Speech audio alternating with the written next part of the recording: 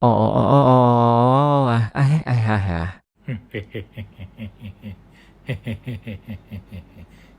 Owa, ua. Rahasia agar pria punya kekuatan stamina dan vitalitas yang tinggi adalah sebagai berikut. Baik, sebelum saya mulai, izinkan saya menyapa Anda dengan ucapan Assalamualaikum, nama budaya, Om Swastiastu, Shalom, Haleluya, Besyam, Yesus, Hamasya, Salam Kebajikan Rahayu. Salah satu kebanggaan seorang laki-laki tentunya adalah dalam menjalankan fungsinya sebagai laki-laki, yaitu mampu memuaskan pasangannya dan dia juga tentu merasa puas. Nah, tentu syarat utamanya adalah sehat dan bugar. Tapi seringkali orang berpikir bahwa sehat dan bugar itu adalah sesuatu yang given dari sononya. Dan ketika terjadi satu masalah, orang langsung mencari quick fix ya, atau mencari solusi instan. Apakah benar demikian? Apakah harus demikian? Enggak juga ya. Sebetulnya kata kuncinya adalah sebelum Anda punya masalah, sebaiknya Anda melakukan tindakan pencegahan. Karena ketika sudah terjadi masalah, maka repotnya apa? Sudah ada masalah yang bersifat permanen ya. Mungkin semi permanen, tapi permanen bisa jadi. Masalah apa itu? Masalah penyumbatan pembuluh darah. Jadi kalau Anda punya masalah penyumbatan pembuluh darah, jangan Anda pikir itu hanya terjadi di jantung saja dan atau di otak saja. Kalau di otak mungkin stroke ya, kalau di jantung serangan jantung. Nah, pada alat vital laki-laki kalau ada penyumbatan ya barangnya tidak bisa berfungsi ya. Dan kemudian jangan Anda pikir itu kalau udah ada penyumbatan hanya di alat vital, tapi arteri yang menuju testis juga terganggu alirannya sehingga apa? Sehingga volume darah yang menuju testis turun, sehingga produksi hormon testosteron turun, sehingga gairah turun. Juga testosteron berperanan dalam membantu kesehatan pembuluh darah. Nah, artinya pembuluh darah menjadi tidak elastis. Jaringan penis juga menjadi tidak kuat. Nah, solusi. Nah, kita berbicara solusi, yaitu solusi untuk kesehatan pembuluh darahnya. Nah, untuk kesehatan pembuluh darah, ada beberapa hal penting. Pertama adalah Anda menambahkan bahan baku untuk meningkatkan produksi hormon testosteron secara alami. Nah, ini penting, kenapa? Karena jika Anda sudah punya masalah, maka kemampuan tubuh untuk memproduksi hormon testosteron kurang. Nah, Anda bisa tambah dan Anda bisa memilih menggunakan bahan yang alami. Ya, ada pilihan testosteron sintetis, tapi saya lebih memilih penggunaan yang alami dulu. Beberapa diantaranya, misalnya jahe hitam, kemudian jintan hitam, kemudian cordyceps, kemudian tongkat ali, kemudian ginseng dari Korea. Nah, artinya ketika saya menyampaikan hal-hal tersebut, bukan berarti Anda mengkonsumsi itu lalu terjadi perbaikan instan, tidak ya. Jika Anda perlu perbaikan instan untuk meningkatkan hormon testosteron, tentu dengan testosteron sintetis ya. Ya, testosteron yang disuntikan. Nah, apabila Anda ingin mengkonsumsi atau menggunakan testosteron tersebut, tentu sebaiknya Anda mengunjungi dokter dulu ya. Jangan Anda datang dan kemudian atau membelinya secara online, kemudian melakukannya sendiri. Ada risiko yang terjadi. Risiko apa? Anda mungkin tidak tahu kondisi kesehatan Anda seperti apa. Ingat, testosteron sintetis yang dari luar, itu bahan bakunya kan minyak ya, dalam bentuk minyak. Nah, itu bisa memicu terjadinya pengentalan dan penggumpalan darah.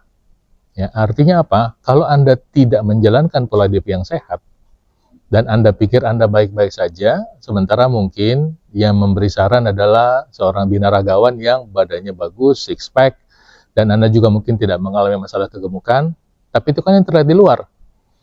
Beberapa orang yang menjadi influencer kesehatan sudah mengalami masalah ini, ya, yaitu ada beberapa lah binaragawan yang mengalami diabetes, padahal bodinya six pack sehingga kakinya harus diamputasi. Kenapa? Kok bisa? Karena ada pengentalan darah di situ, ada masalah pengentalan darah yang terjadi. Kemudian ada bodybuilder six pack kena perdarahan otak, ya, bodybuilder juara, Mister Olympia kena serangan jantung. Apakah testosteron ini merupakan satu-satunya penyebab masalah tersebut? Tidak, tapi merupakan kontributor terjadinya masalah kesehatan ketika faktor-faktor kesehatan Anda tidak Anda perhatikan. Itu sebabnya jika Anda belum mengerti atau tidak mengerti tentang penggunaan testosteron sintetis ya atau obat-obatan testosteron, sebaiknya menggunakan testosteron natural saja. Ya, dengan menggunakan testosteron natural, Anda punya keuntungan lebih sehat. Nah, tentunya testosteron natural ini bisa optimal berfungsi dalam tubuh Anda kalau Anda menjalankan pola hidup sehat. Jadi ini merupakan bagian dari pola hidup sehat, bukan solusi instan. Artinya apa? Testosteron sintetis, testosteron natural atau bahkan testosteron natural akan berfungsi optimal kalau Anda berolahraga. Ya, ketika berolahraga, saran saya selalu simpel. Anda mulai olahraga satu hari itu, bukan satu hari, Anda memulai olahraga dengan jalan kaki. Kenapa jalan kaki? Karena jalan kaki adalah aktivitas yang rejection to do-nya kecil, ya. Barrier to entry-nya kecil. Jadi Anda bisa melakukannya. Memang repotnya apa? Kalau sesuatu itu mudah untuk dilakukan, tentu mudah untuk tidak dilakukan.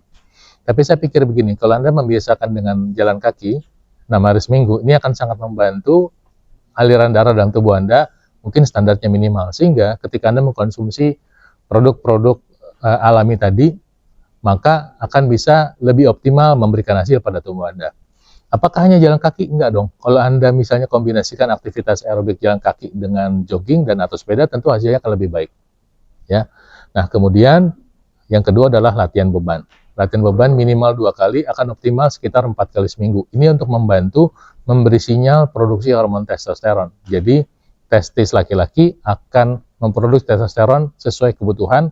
Kalau kebutuhan itu terpetakan atau terceritakan lewat latihan beban secara rutin, ya. Kemudian tentunya istirahat yang cukup. Nah, istirahat yang cukup akan membantu produksi hormon testosteron. Kenapa? Karena istirahat yang cukup, khususnya tidur, itu menghasilkan growth hormone pada saat tidur. Growth hormone inilah yang memicu produksi hormon testosteron. Jadi kalau Anda sampai kurang tidur, tentunya akan berisiko kurangnya produksi hormon testosteron. Apakah menjadi masalah gitu? Bukan masalah kematian, tidak. Kita hanya lagi bicara optimalisasi. Nah, jadi olahraga, aktivitas aerobik, latihan beban, dan tidur yang cukup adalah kata kunci untuk meningkatkan produksi hormon testosteron. Tapi ada tapinya. Apakah itu cukup? Enggak. Tetap harus membiasakan diri dengan memakan makanan yang sehat. Beberapa makanan yang harus dihindari, khususnya buat Anda yang ingin punya kualitas optimal, itu adalah makanan yang digoreng dan atau merupakan makanan olahan, ya. Sosis goreng, nugget goreng, ya, kemudian burger goreng. Ini makanan-makanan memicu pengentalan darah. Sehingga apa? Bayangkan tadi kita sudah bercerita bahwa ada proses penyumbatan pembuluh darah yang sudah terjadi, sementara Anda membiasakan tiap hari mengkonsumsi makanan yang menyebabkan penyumbatan pembuluh darah. Apakah tempe goreng tepung termasuk? Termasuk. Apakah tahu goreng tepung termasuk? Termasuk. Apalagi tahu, ya, kalau digoreng itu bisa menyerap minyak lebih banyak, ya. Dan kemudian satu hal kecil yang bisa Anda tambahkan adalah mengkonsumsi buah-buahan setiap hari. Minimal sekali, kalau bisa Anda makan 3 kali, Anda 3 kali makan buah-buahan. Ada buah-buahan yang membantu proses pembukaan pembuluh darah secara khusus. Yaitu nomor 1 semangka, nomor 2 delima, nomor 3 anggur, ya. Demikian, mudah-mudahan bermanfaat, ya. Jadi silakan dipakai informasinya, tolong di-share, like, dan subscribe. Salam sehat buat Anda.